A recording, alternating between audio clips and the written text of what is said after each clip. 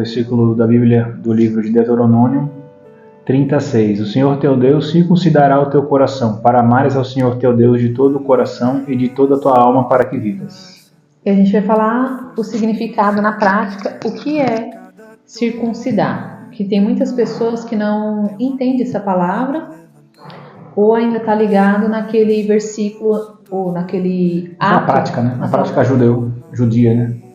Isso, naquela prática de antigamente que pegava as crianças e... Só o homem, né? Circuncidava o prepúcio, né? Como uma aliança a Deus, né? Aquilo ali era um ato... O povo escolhido, ser o povo escolhido de Deus. Isso. E nos dias de hoje, qual que é como que é o nome? Circuncisão. Qual que é a circuncisão de hoje em dia? Que você precisa fazer, né? Isso. Você tem que tentar entender o seu contexto. Tentar entender se o seu casamento é bom, se o seu casamento está te fazendo bem. Porque se ele for um relacionamento tóxico, não é porque você está casado. Não precisa ter filhos, ou ter muitos imóveis, ou não ter nada. Se ele for ruim para você e para outra pessoa, você tem que circuncidá-lo. Isso é o circuncidar. Isso. Circuncidar é tirar, arrancar o pedaço. Isso. E a gente pode fazer muitas situações, a gente pode analisar muitas situações de pessoas. Vou dar um exemplo. Às vezes tem um adulto que ele não cresceu, que ele não amadureceu, ele só simplesmente saiu do ambiente. Ele nasceu, cresceu com o pai e com a mãe, principalmente pessoas que não tiveram a presença do pai e da mãe, aí vai se relacionar com uma outra pessoa buscando o seu pai ou buscando a sua mãe. E tem muitas mães que procuram o amor que não teve do seu pai nos seus filhos. E aí Deus tem que vir e fazer o corte para a pessoa poder entender, para a pessoa amadurecer que ela está colocando toda a vida dela ou toda a falta que ela não teve naquela pessoa. Aí tem que vir com o corte. Essa é uma situação. Tem a situação também da comparação da rede social, né? Você se compara na rede social sobre o seu relacionamento, sobre a sua vida financeira, seu carro que você quer comprar, casa ou viagem. E isso gera comparação. Gerando comparação, gera doença emocional e mental em você, né? Porque você começa a você se comparar com a outra pessoa. Muitas vezes o que a pessoa está mostrando na rede social não é realmente o que ela vive, não. Ela só quer demonstrar algo para gerar engajamento, para ela ganhar um dinheiro ali, ou ganhar uma permuta de alguma coisa, entendeu? Muitas das vezes a rede social é mentira, né? Te passa mentira. Exatamente. Aí você tem que ter um corte também, tem que se afastar das redes sociais e vir para a realidade. Por quê? As pessoas, elas criam na rede social um movimento tipo, nossa, é esplêndido aquilo, eu tô vivendo. Eles vendem uma vida que talvez tem muitas pessoas que vão conseguir chegar lá, só que para chegar lá, você tem que fazer todo o movimento para chegar lá. E às vezes você ir na rapidez, você não vai chegar. Às vezes eles prometem algo que, nossa, vai transformar a sua vida. Mas é de bloco, é de escadinha. Você tem que entender que é devagar, é uma construção, não é uma coisa que vai vir do nada e, nossa. Então, às vezes a gente cai na ilusão de achar que aquela pessoa conseguiu, a gente vai conseguir também. E sendo que é tudo é um crescimento de dentro para fora. Você vai ter que passar pelos seus processos de crescimento para você poder alcançar isso. Você também vai ter que passar os cortes, que nem a gente está falando aqui, para você poder crescer, para poder alcançar isso. Então, isso é uma forma de crescimento, para a gente também amar, como o versículo fala, amar a Deus acima de todas as coisas. E para a gente entender, a gente vai ter que ter esses cortes para a gente poder amadurecer. Sim. Entendeu? Diz que a partir do momento que o Senhor teu Deus circuncida essa parte que está trazendo trevas para a sua vida, ou está trazendo a escuridão, né? Te traz a clareza de novo. A falta de crescimento também. Você só vive na clareza, não tem como viver na escuridão. Vai chegar um momento que Deus vai ter que cortar isso, não você fugindo, querendo cavar um buraco no chão, morando na caverna, dentro da floresta, ele vai arrancar até a floresta só para te mostrar, só para te trazer clareza de novo. Exatamente. Para que você realmente viva na presença dele, viva escutando, tendo convivência com ele, tendo intimidade com ele. E tudo, nada vem rápido na vida. Às vezes a gente cai na ilusão de que tudo vai ser rápido na sua vida. Não, é tudo um crescimento. Já está tudo pronto no mundo espiritual. A gente pode acessar tudo a qualquer momento. Só que a gente precisa passar pelo processo, pela transformação e pelo corte que a gente precisa para poder crescer. Senão, a gente não vai alcançar ou acessar aquilo que a gente precisa acessar. Como diz o versículo, né? Quando Deus circuncida de dentro do teu coração, vai te faltar algo dentro do seu coração. Deus vai entrar nesse espaço.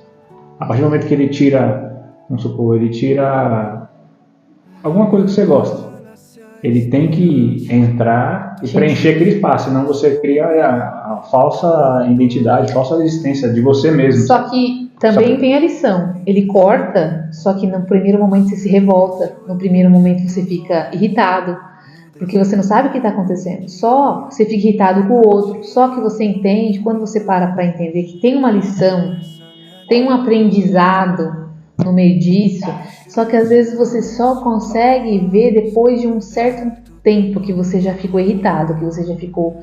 Aí depois você fala, não, realmente aquilo que aconteceu foi pro meu bem.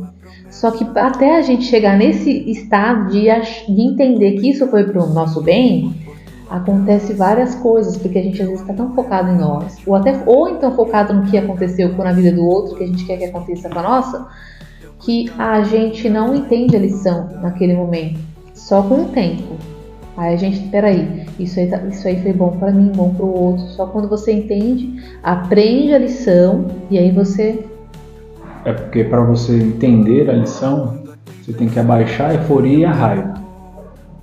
Para você tentar entender novamente, você tem que colocar a razão e tirar a emoção um pouco. A razão tem que entrar um pouco mais para você compreender o que está acontecendo naquele momento, entendeu? Porque se você ficar só irritado, só ansioso, ou ao contrário depressivo, você não vai conseguir entender o que está acontecendo, você só vai cair na escuridão de novo, você vai cair em outra escuridão, entendeu? E você vai cada vez mais ter um buraco, tá cavando aquele buraco, entendeu? Vai piorar a situação, não vai melhorar. Não vai fazer clareza. E vocês precisam entender que se a lição não for aprendida, o processo não é concluído. Tudo na vida, se a gente ficar rodando, o pessoal no deserto era para ser 40 dias, eles ficaram 40 anos porque não aprenderam que tinha que ter intimidade com Deus. Eles não aprenderam que eles tinham que focar na presença de Deus, mas eles estavam preocupados em ir para a Terra Prometida.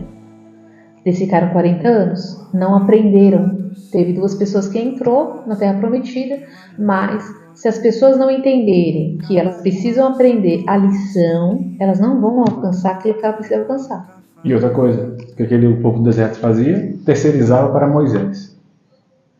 É a vitimização. Terceirização. O meu problema é só o outro. Ora por mim. Meu problema é o outro. Meu problema é o outro. O problema não sou eu, o problema é o outro. Se o outro consegue, então deixa o outro fazer. Eu vou ficar só aqui no rebote, aqui esperando uma coisa. Se sobrar uma coisa pra mim, eu pego. Se não sobrar, tá tudo bem também. Ou não, mas aí ele subia no monte. Ninguém queria fazer um esforço de subir no monte. Porque para ter intimidade com Deus, você tem que ter tempo. Para ter intimidade com Deus, você tem que tirar toda a distração. Aí ele falava assim, ora por mim, vai lá, ora por mim, vê o que Deus está falando. Eles não queriam pegar e fazer o esforço de ir fazer a mesma coisa que Moisés fazia, não. Então eles não queriam mudar a mentalidade deles, eles tinham que entender que eles eram filhos de Deus. Só que ali eles se viam como escravos, então eles ficavam dependentes do outro falar com Deus. Sendo que eles poderiam entender que eles também poderiam mudar a mentalidade deles, entender que eles eram filhos. Por que Deus usou Moisés? Porque Moisés ele já nasceu no palácio. Ele nasceu lá no palácio, ele já se via como uma pessoa importante. Ele falou assim, esse vai guiar o meu povo. Deus ele já usou o mal, ele não cresceu com o pai e com a mãe por causa de um estado de imagem. É um estado de como eu me vejo. Aí ele foi para lá, ficou lá, aquele estado que ele via ele, tipo, eu me vejo como rei, eu me vejo como filho. Mesmo lá, porque ele foi aceito por uma família que amou ele. Então ele entendeu que ele era importante. Depois ele passou pelos processos até chegar nesse lugar de conduzir o povo ao deserto. Só que conduzir o povo ao deserto, ele foi pegar aqui, toda aquela pessoa que se via como escravo. É tudo a questão de imagem. Por isso que a gente precisa enxergar a nossa imagem. Se a gente for escravo, a gente sempre vai ser escravo do outro. Por isso que precisa da circuncisão, de poder cortar. E geralmente eles faziam isso no deserto.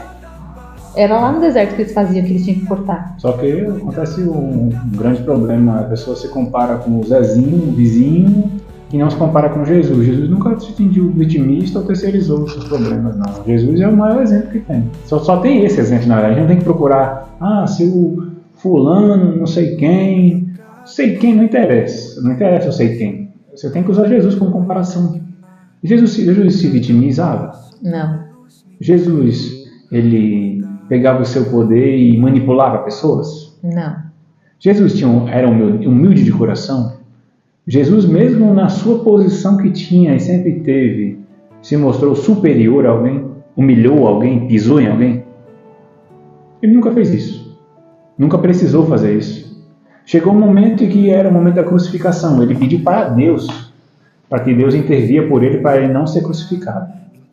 E mesmo assim, quando Deus não respondeu, ele entendeu que não era para ele se opor a Deus, e sim obedecer o que estava ali. Tem uma coisa diferente. A gente tem que entender o seguinte: conhecer o caminho não é fazer o caminho. Totalmente diferente. Eu conheço o caminho para ser cristão, mas eu não obedeço o caminho para ser cristão. Eu conheço, mas eu não vou não, porque eu não acho legal. Você conhece, mas não quer ir. É diferente de quem já está no caminho. Você não pode reclamar de quem já está no caminho vivendo algo extraordinário e você está numa vida miserável. Porque ele já entendeu a riqueza que está dentro do coração dele. Você precisa entender isso. E circuncidar é trazer a herança. Nossa herança é Jesus de novo. Ele traz para dentro de nós a nossa herança. E herança não estou falando de ouro, joias, não. A herança é ele mesmo. É a própria consciência dele. Isso. É a própria sabedoria. Deus a tomou. Nos primeiros dias do mundo, em Gênesis, fala que Deus tomou a sabedoria. Então a sabedoria é alguém, como o Espírito Santo. O Espírito Santo, Deus, e a sabedoria são seres, são 3 seres. Então Deus a tomou. Então quando você toma Jesus de novo para você, ele ocupa o espaço no seu coração, quando é circuncidado as trevas, você traz a sua herança de volta para você. Você se torna preenchido. Isso aí é a primeira etapa do processo. Eu aceitei ele dentro de mim, cortou as trevas. Aí é um estado almático. Aí tem outro processo da ressignificação da alma, que é onde Deus vai começar a colocar as coisas no lugar. Então, assim, minha mãe tem dependência em mim, aí Deus ele vai fazer sempre uma situação, como aquela mãe ela faz um pouco mal, Deus vai cortar. Vai cortar de alguma forma para você poder crescer e para ela também poder crescer. Ou então você tem uma dependência no seu marido, Deus vai cortar essa situação, vai armar uma situação, vai cortar para você poder crescer e não depender dele. Deus vai começar a colocar as coisas no lugar para você poder crescer e amar ele acima de tudo. É que nem tem muitas pessoas que têm problema com dinheiro, o dinheiro é maior que ela, Deus ele vai fazer com que esse dinheiro te quebre, para ele poder entender que quem tem que ser o centro é Deus. Que às vezes o dinheiro é maior que a gente, entendeu? Aí vai corta aquela situação ali. Então, o corte ele é necessário para o nosso crescimento e colocar Deus no centro. Aí quando a gente estiver nesse lugar do centro, pronto, a gente entendeu. Aí pode vir qualquer coisa na vida que ele tem que ser o centro. Uma forma mais didática de você entender a parte de Deus colocar as coisas nos lugares, imagine dentro de você como se fosse o mercado. Você já imaginou assim, tá você e Jesus andando no mercado, você fazendo compra, dentro de você mesmo. Aí ele vai no setor de cuidados pessoais, desodorante, sabonete, aí chega lá tem um refrigerante. Mas não é para tomar o refrigerante é para tomar bebida, lá do outro canto. E aí você vai na bebida para pegar uma água, tem um detergente lá. Tá tudo fora do lugar. Exatamente. Aí ele começa a falar assim, filho, não é assim.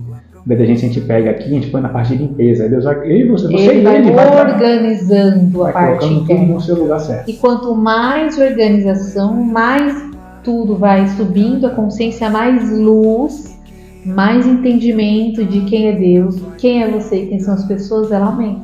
Então, você trazer a consciência daquilo que está fora do lugar é o melhor caminho para você poder amadurecer. Então, esse é o caminho. E te traz o autocontrole.